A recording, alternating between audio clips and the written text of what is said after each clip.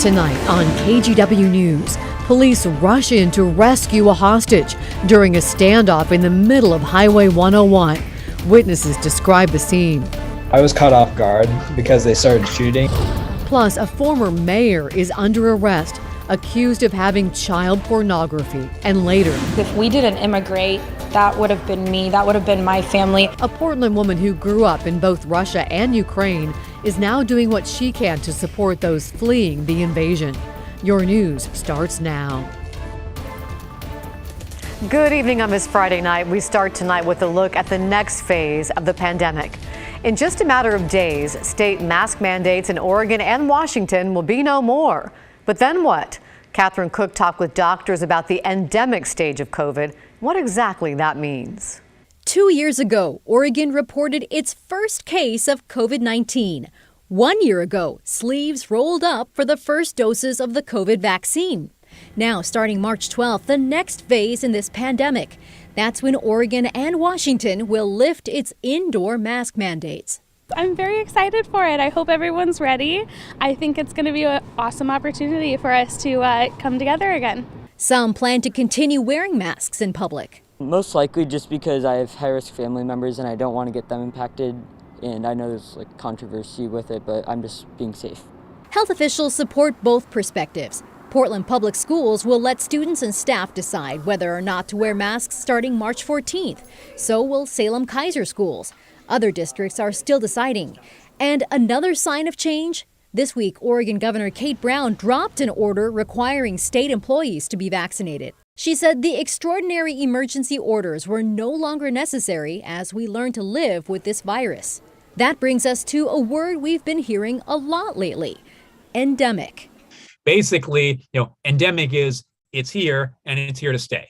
Dr. Ken Stedman is a professor of biology at Portland State University. He says the difference between endemics and pandemics is how quickly they spread. For example, the flu is an endemic virus, but it still kills thousands of people each year. Endemic doesn't mean, we don't need to worry about this anymore. Endemic means that it's not something we have to worry about because it's spreading really fast. It's just something we have to worry about on a baseline level. And what that baseline is not clear. The level, we don't know how many cases a week or a month or a year. Dr. Emilio DeBess is an epidemiologist and senior health advisor for Oregon's COVID-19 response. He says how the community responds to living with COVID will help establish that endemic baseline. Choices like getting vaccinated, wearing masks when appropriate, and taking precautions many ignored before the pandemic. Lessons that we've learned throughout all this is that if you're sick, you stay home, right? If you're sick with symptoms compatible with either the flu or COVID, that you should be tested. The key is that you do not want to be the source of infection for anybody, whether it's the flu, chickenpox, or COVID-19. If there is one certainty, doctors agree, there will be more COVID-19 variants. The question is, are those variants going to be a problem? And that we don't know, and we're only going to know when they happen. That sounds ominous, but I know everyone is trying to stay positive. And again, doctors say it's important to remember daily case numbers have dropped back down to pre-Omicron levels and are still falling. Plus, about 75% of Oregonians are at least partially vaccinated. Add to that those who've had COVID, and immunity levels are high. Laurel. Yes, we will try to stay positive. Thank you, Catherine. Now let's get you caught up on tonight's other headlines. The Oregon legislative session ended today. Several bills now head to Governor Kate Brown's desk. They include a bill to give farm workers overtime pay and a bill to ensure renters can install air conditioning units in their homes so they can be protected during extreme heat. But a bill that would have allowed you to pump your own gas did not pass this session. You can check out a more complete list of bills passed on KGW.com. A former Beaverton mayor pleaded not guilty in federal court on child pornography charges. Federal prosecutors say Denny Doyle committed the crime while he was in office as mayor. The charge carries a maximum sentence of 20 years in federal prison and $250,000 in fines. Doyle was first elected mayor of Beaverton in 2009 and was voted out of office in 2020. And one man is in the hospital following a shooting at a Vancouver warehouse this morning. Police say it started with a fist fight between two contracted employees at the On Track shipping company. After the fight ended, one man grabbed a knife and ran toward the other man who had gotten into his vehicle. That's when the man in the vehicle shot the other man in the leg. Detectives decided the shooting was in self-defense, and so far, no one has been arrested. Deputies have identified a man shot and killed last night during a chase and long standoff near Pacific City. Authorities say 44-year-old Alfred Moss threatened to detonate an explosive while holding a woman hostage inside a car. During the chase, Moss told deputies he had a bomb in the car and threatened to kill himself and the woman who was driving. Police stopped the car with spike strips. After 2 hours of negotiations, Oregon State Police engaged with Moss. Shots were fired and Moss was killed. A bomb squad was able to remove the suspected explosive device from the car. Danny Maddox lives in the area and witnessed what happened. He got video of the moment when the woman was rescued from the car. I was caught off guard because they started shooting and then they ran up and then pulled her out of the car.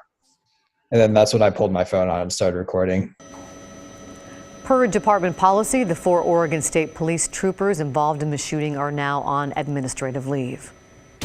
Here are the top 3 things to know about the war in Ukraine tonight. The U.S. Embassy in Ukraine is calling Russia's attack on a nuclear plant a war crime. Russian forces shelled the plant, at one point starting a fire near the reactors. Nuclear monitors say there have been no radiation spikes, but the plant is now under Russian control. Number 2, the NATO Secretary General ruled out a proposed no-fly zone over Ukraine today. It would have required NATO fighters to shoot down Russian jets in Ukrainian airspace and risk escalating the conflict. And finally, U.S. Democratic and Republican lawmakers continue to debate sending billions of dollars in military and humanitarian aid to Ukraine. This comes as more than 1 million people are displaced from the country. Ukraine and Russia tentatively agreed to create humanitarian corridors to allow the safe passage of civilians. And as the humanitarian crisis across Ukraine becomes even more dire, one Vancouver coffee shop owner who is both Ukrainian and Russian says she wants to find a way to help the families at the heart of this war. David Molko has her story. Born in Ukraine, lived in Ukraine and in Russia. So when Oksana Koslov, who immigrated to the U.S. at the age of 6, saw images of young and old rushing across the border and friends who fled their villages reuniting in tears, she decided her lattes could help create a lifeline. It breaks your heart. I think you instantly put yourself in their shoes, only because if we didn't immigrate, that would have been me, that would have been my family. The profits from each cup at Gold Cup, perhaps as valuable as the precious metal. Hello, welcome in. Barista Courtney Kalinichenko's husband is part of a team of 6 headed Saturday to the Polish border. They are bringing resources, bringing hope to a lot of hopeless situations. The funds go to Vancouver-based Kingdom Movement. Roman Treychuk, who was born in Ukraine, is the pastor. Russia and Ukraine is a family. It's brothers. This is like a genocide. This is us killing our own people. So he's hoping his group can lend a hand with everything from translation to toys. We couldn't just stand by. We wanted to go and do what we can. But our hope is really just to see humanity in all of this. We just want to see and help the people that are hurting. And every little bit helps. You know, there are upwards of 1 million Ukrainians who have fled so far. We should point out Kingdom Movement, by the way, a religious organization that also does some missionary work. Not counting today, Gold Cup tells us they've raised over $12,000 through lots of individual donations, more than a few cups of coffee, and they say today was busier than yesterday. And I hope they're busier than ever tomorrow with people trying to help. They're on 4th Plane, by the way, in Vancouver. I'm going to check them out tomorrow.